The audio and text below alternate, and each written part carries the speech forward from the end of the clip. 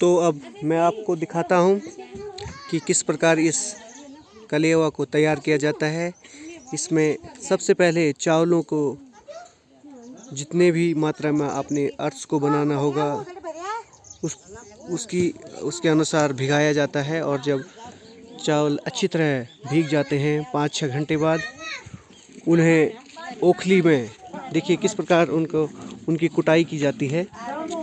ओखली में कुटाई की जाती है और देखिए ये ओखली और ये कुटाई की जा रही है, उनकी कुटाई की जा रही है।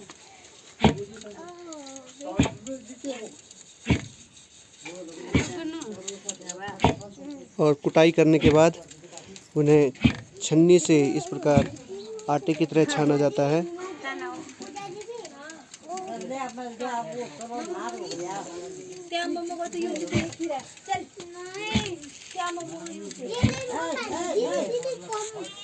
बारीक आटे की तरह उसे बनाया जाता है।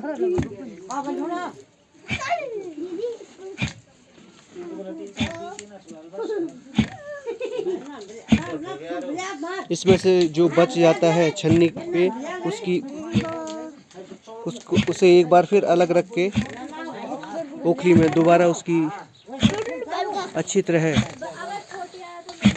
कुटाई की जाती है।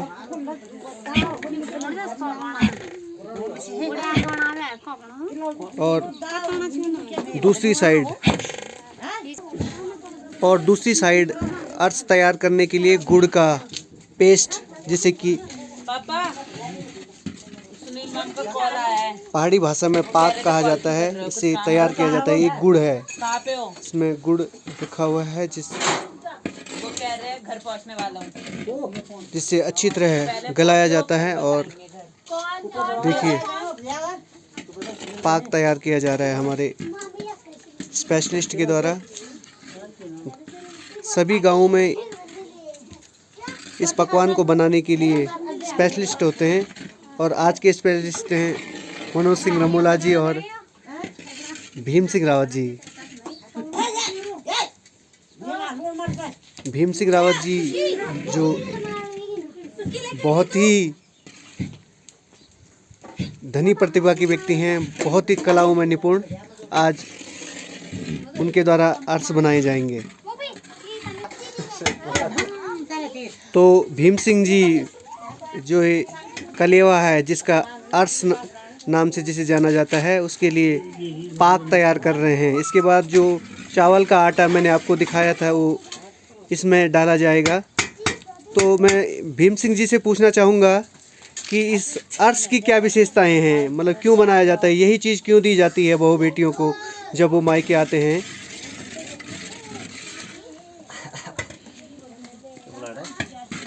ये है अरसा बनाने का तरीका। सबसे पहले हम इसमें गुड़ जो भेली बोलते हैं, जिसको जो आजकल जो है लगभग 1.5 किलो के लगभग आ रहे हैं। तो जो है अगर एक नाली बना रखा है आपने चावल, तो एक भेली जो है उसके लिए चाहिए। सबसे पहले बनाने का तरीका जो है इसका, तो ये जिस प्रकार जलेबी के लिए जो है हम चीनी घोल के राब बनाते हैं, उसी प्रकार का ये पकवान बनता है। सबसे पहले जो है गुड़ का हम उसी प्रकार का राब बनाएंगे। राब मतलब घोल बनाएंगे। उसके बाद इसके ऊपर जो है जो हमारे चावल भिगाए हुए थे, जो हमने ओखली में जो है कूटे हुए थे, उसका पेस्ट वो बना हुआ है जिसको हम आटा बोलते हैं, तो उसको डाला जाता है इसमें पेस्ट। फिर उसको मिलाया जाता है और फिर उसके बाद हम तेल के साथ जिस प्रकार जो है पूरी को बनाते हैं, उसी प्रकार जो है फिर इसको बनाएंगे मिला करके। तो इसको ये अरसा है, ये हमारी जो है पूर्वजों से ये परंपरा, ये जो मिष्ठान एक प्रकार का मिष्ठान है कलियो, जिसको गढ़वाल में बोला जाता है कलियो। तो ये जो है पूर्वजों से चल रहा है ये प्रक्रिया हमारे यहाँ पे। तो ये जो है ये मिष्ठान जो है जब हमारे यहाँ कोई शुभ काम होता है या हम जो है शादी ब्याह इत्यादि करते हैं या लड़की विदा करते हैं, तो उस टाइम उसको जो है प्रतिवर्ष साल में हम एक बार जो है जब लड़की मायके आती है साल में एक बार, तो जो है उसको फागुन चैत के महीने में हम जो है कलियो देते हैं, जो मिठाई देते हैं। तो उसके लिए जो है ये पकवान बनाया जाता है विशेषकर। और और मैं ये पूछना चाहूँगा आपको कि जो आप ये बार बार ये पानी का जो ये थाली रखी हुई है यहाँ पे इसमें डाल रहे हैं, तो इससे क्या पता चलता है? ये जो है इसका बनाने का तरीका है। देखो अब मैं इसको यहाँ पे रखूँगा, पानी, ये पानी है और ये इसमें हमने रखा हुआ है पानी, जो थाली है यहाँ पे। तो इसको बनाने का तरीका है, जब ये बनता है तो जो है इसकी जैसे बूंदे बन रही हैं इसके, आप ये बूंदे बन रहे हैं पानी के साथ। अगर हम जो है इसको जब तक ये बूंदे नहीं बनती तब तक ये पूरा नहीं बन पाया हमारा, ये मान के चलो आप। ये बूंदे बननी जरूरी है। हाँ, ये एक साथ इकट्ठा होना जरूरी नहीं है, जो जैसे एक साथ बीच में इकट्ठा हो रखा है जो ये वाला। हाँ। ये वाला जैसे हम एकदम रखेंगे उसको तो एक फिर इसका ये है सिस्टम बनाने का तरीका जो है, ये आप बिल्कुल गोंद की तरह बनने लग गया। देखो आप धार बनने लग जाएगी इसके। एक बार पुनः दिखाऊंगा आपको। ये चिपकने लग गया है कहने का मतलब। हाँ, चिपकने लग, शहद की तरह हो जाएगा ये। फिर थोड़ा सा जिस तरह शहद का होता है उस तरह जो है ये चिपकने लग जाएगा ये। तो ये बनने लग गया, लगा तो बन गया है ये प्रकार का। ये किस चीज़ के लिए फ़ायदेमंद है, क्या फ़ायदे हैं इसके? क्योंकि जहाँ तक मुझे जानकारी, तो जो हमारे पूर्वज जो भी उनकी परंपराएं थी तो वो फ़ायदेमंद होती थी। मतलब कुछ भी परंपरा जैसे कलेवा हुआ या कोई भी अन्य परंपरा है तो हमेशा फ़ायदे के लिए होती थी। भीम सिंह जी अभी पकवान बनाने में व्यस्त हो गए हैं, तो हम इस सवाल को उनसे दोबारा पूछेंगे। तो जैसा कि उन्होंने बताया था, जो आटा बना हुआ है चावल का, उसे इस घोल के साथ घोला जाता है। और घोलने का तरीका जैसे कि आप देख रहे हैं किस प्रकार उसे घोला जा रहा है। धीरे धीरे कुलदीप रमोला जी के द्वारा दोनों हाथों से इस घोल में चावल के आटे को रखा जा रहा है और मिलाया जा रहा है। जैसे कि उन्होंने बताया, जैसा ये बिल्कुल आटे की तरह हो जाएगा और फिर उसे हम तेल में जिस प्रकार हम पूरी बनाते हैं उसी प्रकार उसे इस अर्श को भी बनाया जाएगा।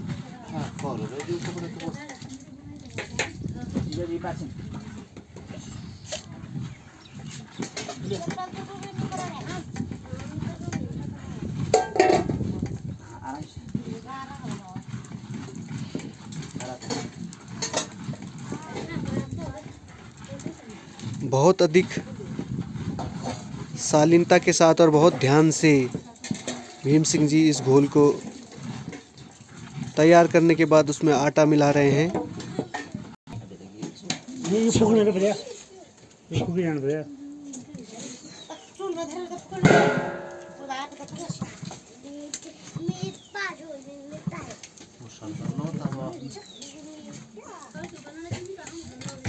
तो इस प्रकार चावल के आटे का पेस्ट तैयार है।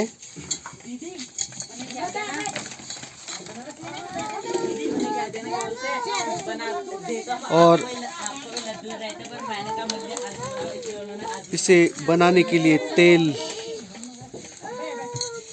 चूल्हे में रखा जा चुका है। और जैसा कि आप देख रहे हैं, इस पेस्ट के ऊपर तेल रखा हुआ है। जो ये चमक रहा है, ये इसलिए इस पर लगाया जा रहा है ताकि ये जो आटा बना हुआ है, आटा है, जो ये पेस्ट बना हुआ है, ये सूखे ना। तो ये घोल तैयार, बिल्कुल आटा तैयार है अर्स बनाने के लिए। और तेल गरम किया जा रहा है। तो बिल्कुल तैयार है बनाने के लिए। तो मैं एक बार फिर भीम सिंह जी से पूछना चाहूँगा कि क्या फ़ायदे हैं इस अर्स के? फायदे तो ये है, तो एक मिष्ठान, एक प्रकार का मिष्ठान है, मिठाई है। लेकिन इसके फायदे ये है कि जो ये बनाते इसको पूरी की तरह है, लेकिन जो है इसको जैसे इसको इस मिठाई को हम रखेंगे तो लगभग एक 2 महीने तक आराम से चल जाता है। मतलब चलेगा आपका। बिल्कुल बिल्कुल सही। 2 महीने तक तो आराम से चलेगा। कोई मतलब उसमें ना तो कहीं पे मतलब कहीं स्टोर एक्स्ट्रा स्टोर नहीं है, सामने तापमान पे आप रख सकते हो और 2 महीने तक इस मिठाई का यूज़ कर सकते हो। ये और ये हमारी जो मिठाई है ये परंपरा से जुड़ी हुई है विशेषकर। और जहाँ तक मैं इसके बारे में जानता हूँ, मुझे लगता है कि जब गुड़ को और इस आटे को पकाया जाता है तो ये जो मिठाई है तो एक तरह की मिठाई, लेकिन ये अन्य मिठाई की तरह नहीं है, बल्कि इसमें जो पौष्टिक तत्व हैं बहुत ज़्यादा फायदेमंद हैं। हाँ, पौष्टिक चीज़ है, इससे तबीयत खराब नहीं होगी। क्या तो पौष्टिक मिठाई है ये। इससे जो है कोई साइड इफेक्ट इत्यादि का कोई चक्कर नहीं है। एक तो इसमें मिलावट नहीं होती, ये जो है नेचुरल चीज़ है। बिल्कुल सही, ये सबसे बड़ी बात है कि इसमें बिल्कुल भी कुछ भी मिलावट नहीं है। मिलावट नहीं होती है, ये नेचुरल चीज़ बना हुआ होता है, तो इससे तो साइड इफेक्ट का कोई मतलब नहीं होता। चलिए ठीक है, हम आगे देखेंगे कि इसे किस प्रकार बनाया जाता है। तो अब देखिए, जिस प्रकार पूरी बनाए जाते हैं उसी प्रकार अर्स बनाए जा रहे हैं। ये देखिए भीम सिंह जी, इनको ये देखिए यार ठंड हो जाए ना, चल देख रहे आगा नहीं देख रहे भाई। छोड़ दिया।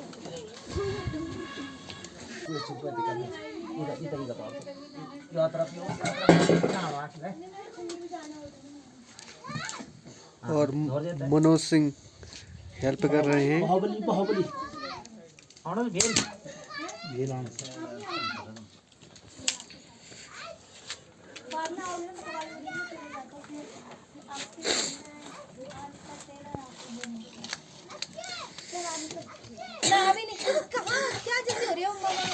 और ये कटोरी में जो सबसे पहला अर्स बना वो पूर्वजों के नाम से अलग रखा गया है। ये पहले से ही प्रथा चली आ रही है कि कोई भी नई चीज़ घर में बनेगी तो सबसे पहले पूर्वजों के नाम से निकाला जाएगा।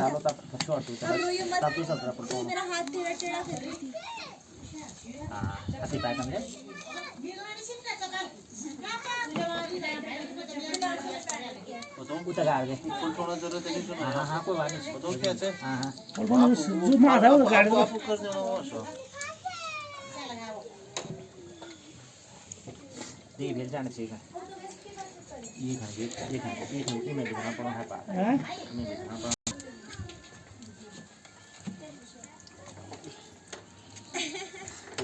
इसमें ध्यान रखने योग्य बात है कि तेल न तो अधिक गर्म हो और न ही अधिक ठंडा। बहुत ध्यान से ही भीम सिंह और मनोज सिंह इस कलेवा को बना रहे हैं। इसमें आग की मात्रा भी अधिक और कम नहीं होनी चाहिए।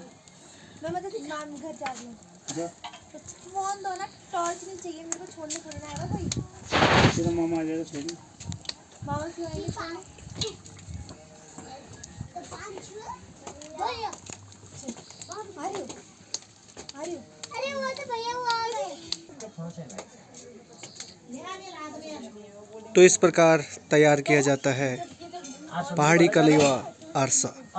धन्यवाद। आरती काली और सभी को बने बड़ा आता है।